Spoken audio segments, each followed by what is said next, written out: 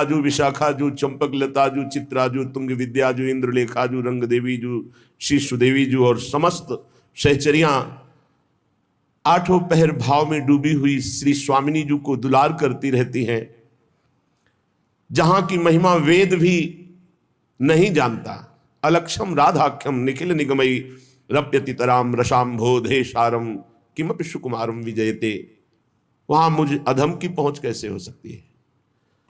जिनके चरणों में महावर रचना स्वयं प्रभु करते हैं, जिनकी वेणी कर कमल से स्वयं प्रभु गूंथते हैं, अनंत महिमा युक्त समस्त सहचरियां आठों पहर जिन्हें दुलार करती रहती हैं, वेद भी जिनकी महिमा के रहस्य को नहीं जानता है, शिव शनकादि ब्रह्मादि विचार परायण रहते हैं स्वामिनी जी की महिमा में, जहां मन बुद्धि का प्रवेश ही नहीं है।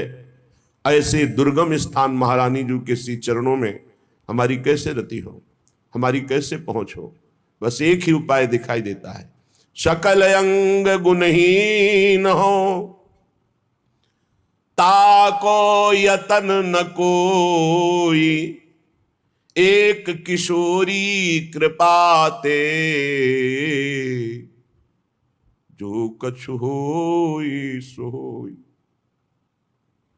एकमात्र किशोरी जी की कृपा से ही किशोरी जी के पास पहुंचा जा सकता है, जहां वेदों के लिए अगम्य है, बड़े बड़े ईश्वर कोटि के महापुरुष विचारवान ध्यानस्थ रहते हैं। जहां हमारे मन बुद्धि की पहुंच नहीं है, वहां हम कैसे चिंतन करें, कैसे हम वहां पहुंच पावे? तो सबे अंग गुणहीन हो ताको यतन न कोई, कोई उपाय नहीं, एक किशोरी कृपाते, बस जो कुछ होए सो होए। अब तो श्री लाडली जी की कृपा से ही लाडली जी की प्राप्ति होगी, और ये सिद्ध सिद्धांत है।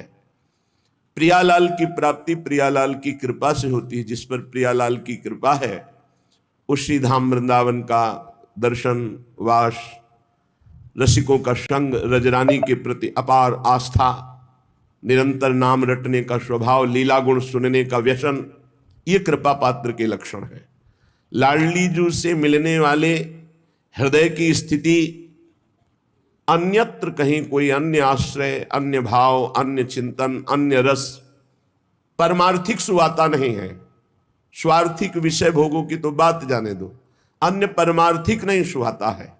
श्रीपाद प्रबोधानंद जी महाराज कह रहे हैं, प्यारी जू प्यारे जू की जिसके ऊपर कृपा होती है, वो नैवा लोकित लोक वेद पद नापेक्षित और स्वप्रिय, न कोई अपना न कोई पराया, न लौकिक धर्म न वैदिक धर्म।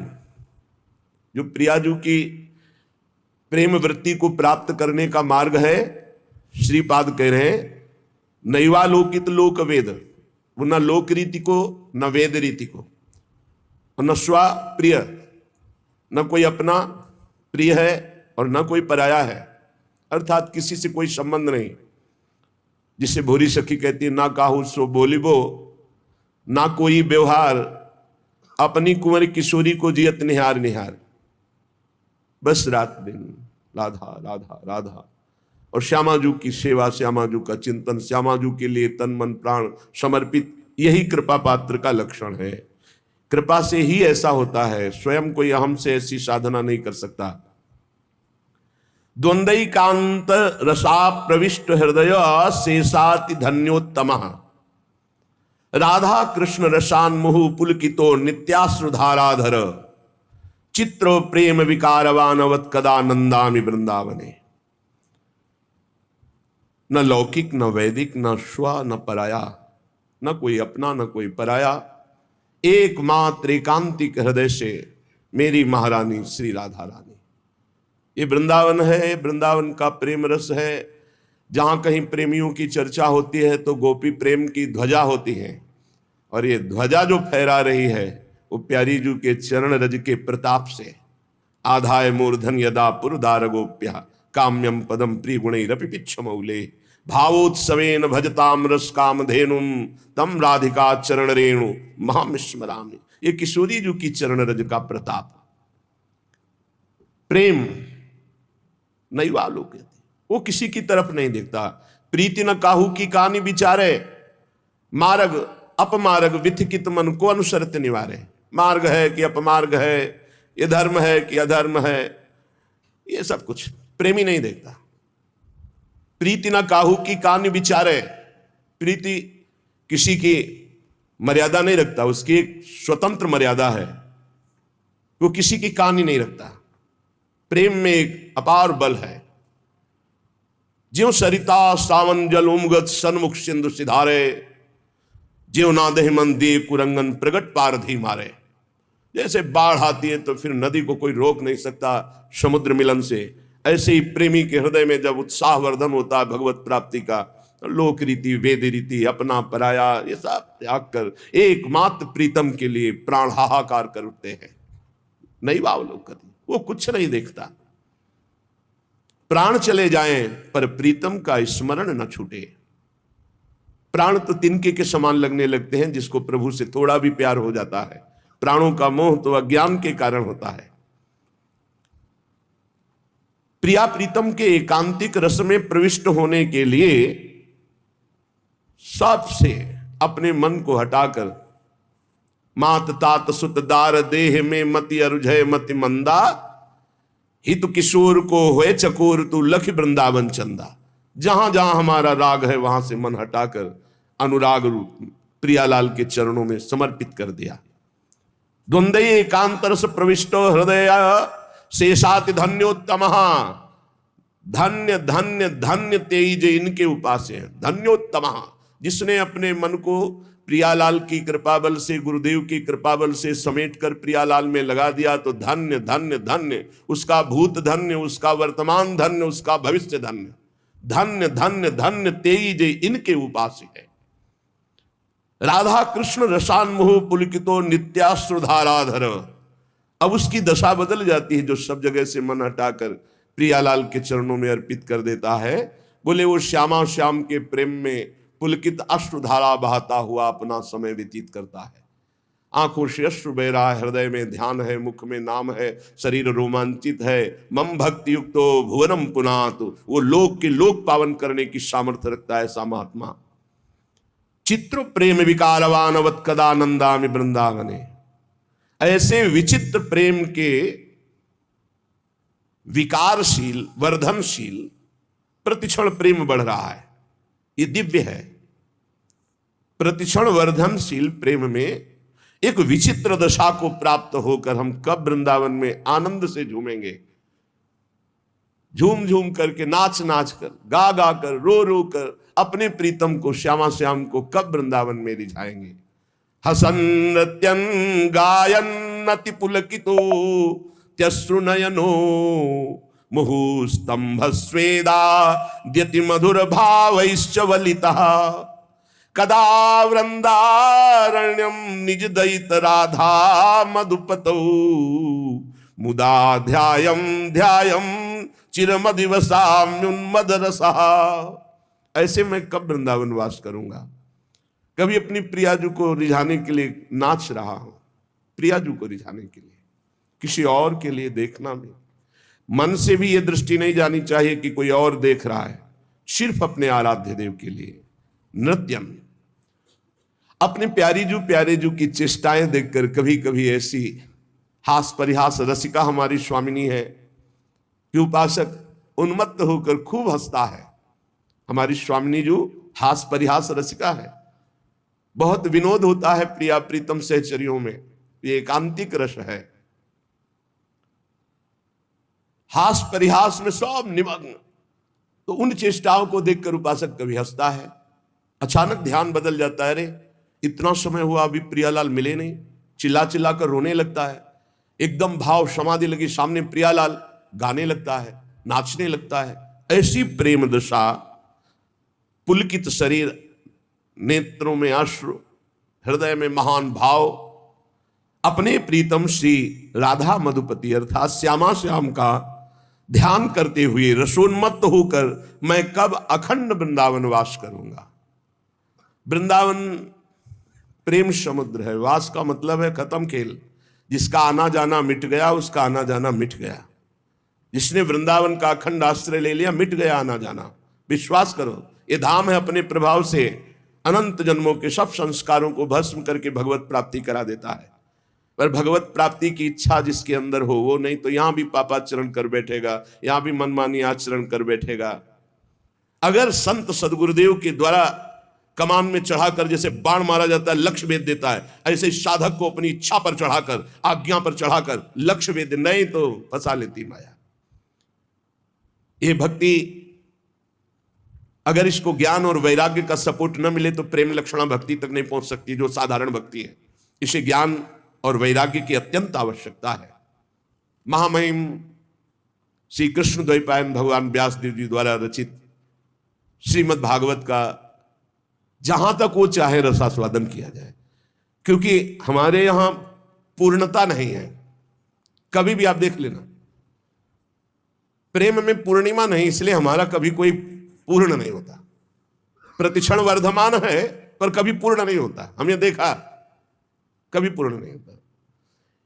एक बार श्री स्वामी अखंडानंद जी महाराज ने पूज्यपाद शिवड़िया बाबा जी महाराज से कहा कि इतने दिनों का अनुष्ठान मन में सोचा था कि आपको अमुक ग्रंथ सुनाएंगे, और आप आदेश कर दिया कि अमुक का, तो उनका साधु का संकल्प नहीं पूर्ण होना चाहिए। पूज्यपाद उड़िया बाबा ने कहा साधु का संकल्प नहीं पूर्ण होना चाहिए। क्यों? अगर पूर्ण होगा तो नवीन संकल्प बनेगा। संकल्प रहित ही साधुता है। आज शुरू करो, कल बंद करवा दो, परसों फिर और शुरू करवा दो, नरसों बंद, वो आपका विषय है। सच्चिदानंद रूपाय विश्वोत्पत्त्यादि हेतवे तापत्रय विनाशाय श्री कृष्णाय वयं नुमः। यम प्रव्रजन्तमनुपेतमपेत कृत्यम द्वैपायनो विरह कातर आजुहाव। पुत्रेति तन्मयतया तरवोभिनेदुस्तम सर्वभूत हृदयं मुनिमान तूष्मी। सच्चित आनंद स्वरूप भगवान श्री कृष्ण को हम नमस्कार करते हैं। जो भगवान श्री कृष्ण जगत की उत्पत्ति, इसका पालन और इसका विनाश उनके एक संकल्प से होता है। आध्यात्मिक, आदि दैविक, आदि भौतिक तीनों प्रकार के तापों का जो नाश करने वाले हैं, जो सृष्टि का सृजन करते हैं ब्रह्मा रूप से, हरि रूप से पालन करते हैं और भगवान रुद्र रूप से अपने में लय कर लेते हैं, ऐसे सच्चिदानंद स्वरूप भगवान श्री कृष्ण को हम बार बार नमस्कार करते हैं। और महामहिम परमहंस शिरोमणि श्री सुखदेव जी को नमस्कार करते हैं, क्योंकि अभी प्रकट ही हुए हैं, कोई संस्कार भी नहीं हुआ, न यज्ञोपवीत संस्कार, न लौकिक वैदिक कोई अनुष्ठान का अवसर ही नहीं दिया। गर्भ से निकलते ही नाल छेदन भी नहीं हुआ महाराज का। ऐसे महान वैरागी गर्भ से निकलते ही चल दिए, जिनके पीछे पीछे श्री कृष्ण द्वैपायन भगवान व्यासदेव जी, हा पुत्र बेटा तुम कहां जा रहे हो, एक शब्द नहीं बोले। इतनी तन्मयता है ब्रह्म तत्व में कि वृक्षों से निकल रहा है सुकोहम सुकोहम सुकोहम। जो ऐसे समस्त भूत प्राणियों में विराजमान भगवत स्वरूप परमहंस शिरोमणि श्री सुखदेव जी महाराज है, उनके चरणों में कोटिशाह प्रणाम नमस्कार करते हैं। एक बार नैमिषारण्य में, बड़ा पावन क्षेत्र है नैमिषारण्य, बड़े भजन के परमाणु हैं। 88,000 ऋषि और श्री शौनक जी उनके मुखिया हैं। 88,000 ऋषियों में सब विराजमान हैं और मंचाधीन श्री सूत जी महाराज हैं। तो सूत जी महाराज को 88,000 ऋषि और उनके मुखिया शौनक जी प्रणाम करके नमस्कार करके बोले। शौनक जी ने कहा, सूत जी आपके वचन जब निकलते हैं तो उनसे हमारे अज्ञान अंधकार का नाश होता है।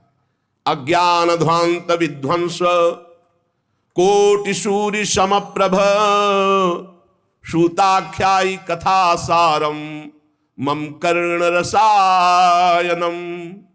भक्ति ज्ञान विरागातो विवेको वर्धते महान माया मोह निरासस्य वैष्णवैः क्रियते कथम।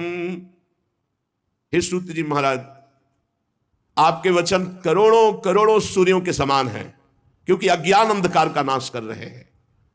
जब आप भगवान की चर्चा कहते हैं तो हमारे कानों में ऐसा लगता है अमृत रस, जो हम बड़ी बड़ी यज्ञ करके आनंद प्राप्त नहीं कर पाए, और आपके श्रीमुख से भगवत चर्चा सुनकर वो आनंद वर्तमान में मुझे प्राप्त हो रहा है।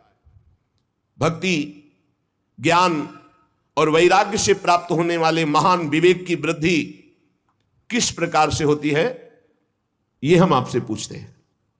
विवेक ये बहुत समर्थ परमार्थ का शुभट है। जिसके पास विवेक है वो माया को रौंद कर परास्त करके निश्चित परम पद को या ब्रह्मबोध तत्व ज्ञान जो चाहे वो प्राप्त करो। विवेक, भक्ति, ज्ञान, वैराग्य से प्राप्त होने वाले महान विवेक की कैसे प्राप्ति होती है, कैसे वृद्धि होती है। ये वैष्णवजन भगवान की दुरंत माया मोह से अपना कैसे पीछा छुड़ाते हैं। ये घोर कलिकाल है, इसमें जीव की प्रायः स्वाभाविक आसुरी प्रवृत्ति होती, राक्षसी प्रवृत्ति। भूमि परत भा ढाबर पानी, निर्मल जल आकाश से जैसे गिरा, पृथ्वी में गिरते ही धूल दूषित मलिन हो गया, ऐसे ही तिम जीव ही माया लपटानी। महाराज, ऊपर से कलिकाल जिससे आसुरी प्रवृत्ति बढ़ती चली जा रही है, तो क्या उपाय है जिससे माया आसक्त जीव कलिकाल में दैवी संपदा से संपन्न बनकर के भगवत प्राप्ति कर ले? ऐसा कोई उपाय है आपकी दृष्टि में? सूत जी, आप हमें कोई ऐसा शाश्वत साधना बताइए जो सबसे अधिक कम समय में हमारा परम कल्याण कर दे, सबसे अधिक बलशाली और कम समय में हमारा कल्याण कर दे, हमारे हृदय को पवित्र कर दे, हमें भगवान ललित त्रिभंगी श्याम सुंदर से मिला दे। देखो महाराज, चिंतामणिर्लोक सुखम सुरद्रुः स्वर्ग संपदम प्रयच्छति गुरहु पीतो वैकुंठम योगी दुर्लभम। अगर चिंतामणि मिल जाए तो लौकिक सुख दे सकती है, कल्प वृक्ष मिल जाए तो स्वार्गिक सुख दे सकता है, परंतु अगर गुरु मिल जाए और गुरु प्रसन्न हो जाए तो योगी दुर्लभ नित्य भगवान का परम धाम दे देते हैं। इसलिए आप कृपा करके बताइए कि महान बलिष्ठ साधन कम समय में श्री कृष्ण का साक्षात्कार करा दे, शुद्ध विवेक जागरण हो जाए, ऐसा उपाय बताओ। क्योंकि एक तो मायाग्रसित, दूसरा कलयुग का प्रभाव, कैसे जीव भगवत प्राप्ति करे। सूत जी ने कहा, शौनकादि ऋषियों, मैं देख रहा हूं कि तुम्हारे हृदय में श्री कृष्ण का बहुत प्रेम है, इसलिए मैं विचार करके तुम्हें संपूर्ण सिद्धांतों का निष्कर्ष सुनाता हूं।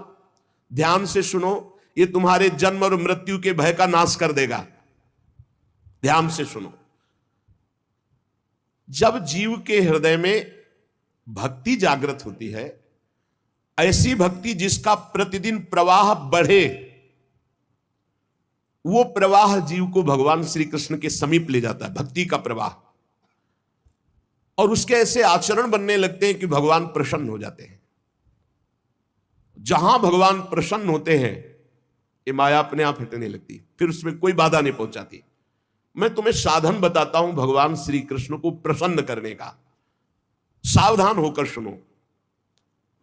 कलयुग में जीवों के काल रूपी सर्प के मुख का ग्रास होने के त्रास का आत्यंतिक नाश केवल भगवान की कथा से हो सकता है। अगर हमें नित्य सत्संग मिले, नित्य भगवत चर्चा मिले, तो हमारा भजन रोज बढ़ेगा, भजन में रुचि बढ़ेगी, हमारे असत आचरण छूटेंगे, हम निश्चित भगवत प्राप्त हो जाएंगे। मन की शुद्धि के लिए भगवान की चर्चा से बढ़कर और कोई साधना नहीं। परस्पर भगवान की चर्चा, कथन, श्रवण की जाए, इससे बहुत जल्दी मन भगवान में लग जाता है, मन शुद्ध हो जाता है। जब मनुष्य के बहुत जन्मों का पुण्य एकत्रित होता है, एक दो जन्म का नहीं, जन्मांतरे भवेत पुण्यम तदा भागवतम लभेत। जन्म जन्मांतर के पुण्य एकत्रित होते हैं, तब उसे भगवान की रस भरी चर्चा सुनने का सौभाग्य मिलता है। भगवान की चर्चा सुनना बड़ी दुर्लभ विषय। जन्म जन्मांतरों के जब पुण्य एकत्रित होते हैं, तब भक्त और भगवान की चर्चा सुनने का सौभाग्य प्राप्त होता है। सुत दारा धन लक्ष्मी पापियों के घर होए, संत समागम हरि कथा तुलसी दुर्लभ दोए। ये बहुत अमूल्य है भगवान की चर्चा। देखो, जब श्री सुखदेव जी महाराज राजा परीक्षित को कथा सुनाने के लिए उद्यत हुए, तो देवता लोग अमृत का कलश लेकर के आए और कहा महाराज, देवता अपना काम बनाने में बड़े कुशल होते हैं। नमस्कार किया और कहा महाराज ये अमृत कलश है, क्या करें? सुखदेव जी ने कहा इसका क्या करें? नहीं, आप हमें कथा अमृत दे दीजिए और ये अमृत पिला दीजिए, परीक्षित को तक्षक सर्प काटेगा भी, तुम मरेंगे नहीं, क्योंकि अमृत का प्रभाव होता है, इसीलिए तो आप कथा सुना रहे हैं। उनको निर्भयता प्राप्त हो जाएगी अमृत से, और हमें सुना दीजिए कथा अमृत, जिससे हम मुक्त हो जाएंगे। अदला बदली कर लो, आप हमें कथा अमृत पान करा दो, हम परीक्षित जी को, ये देवता और लोग कह रहे कि देवलोक का अमृत पान करा देंगे तो तक्षक काटेगा भी तो भी नहीं मरेंगे। हंस पड़े श्री सुखदेव जी, बड़े चतुर बनते हो। कहां ये कांच और कहां मणि, कहां इंद्र नीलमणि श्याम सुंदर की मनोहर चर्चा, और कहां ये भय शोक प्रदान करने वाला अमृत, क्योंकि उसको पीने के बाद भी देवता भयभीत होते हैं, शोकित होते हैं, ईर्ष्या होती है, कामनाएं होती हैं, वो अमृत किस काम का? और श्री कृष्ण कथा अमृत तो निर्विकार करके भगवत प्रेम में डुबो देता है। कहां कांच और कहां मणि, कहां ये अमृत और कहां श्री कृष्ण लीलामृत। श्री सुखदेव जी ने हंसी उड़ा दी कि अरे जाओ तुम, एक कलश लेकर जाओ, तुम अधिकारी नहीं हो। दैन्य भाव से, आर्त भाव से अगर मांगते तो कुछ देने की जरूरत नहीं थी, अपने आप कथा सुनने को मिल जाती, लेकिन तुम अदला बदली कि हमें भगवदामृत पिला दो, ये हम देवामृत तुम्हें दे दे। ये कहां कांच और कहां भगवान श्री कृष्ण की चर्चा, तुम भक्त नहीं, तुम अभक्त हो। देखो, उपासक को यह ध्यान रखना है, हर उपासक के हृदय में एक बात रहती है, पहली हमारी मांग होनी चाहिए भगवत प्राप्ति, पर हर उपासक के मन में होती है आखिरी बात की भगवत प्राप्ति तो हो ही जाएगी, हम भोग भोग लेते हैं। कभी नहीं होगी ऐसे उपासक को। जो भगवत प्राप्ति को टालता है और अन्य भोगों को प्राथमिकता देता है, उसके लिए भगवत प्राप्ति बहुत दुर्लभ है। एक भक्तमाल जी में प्रसंग आता है कि एक बहुत बड़े सिद्ध महापुरुष के पास एक कथा सुनाने वाले कि महाराज हमने श्रीमद् भागवत कथा का ज्ञान प्राप्त किया है गुरुजनों से, तो वो आपको सुनाना चाहते हैं।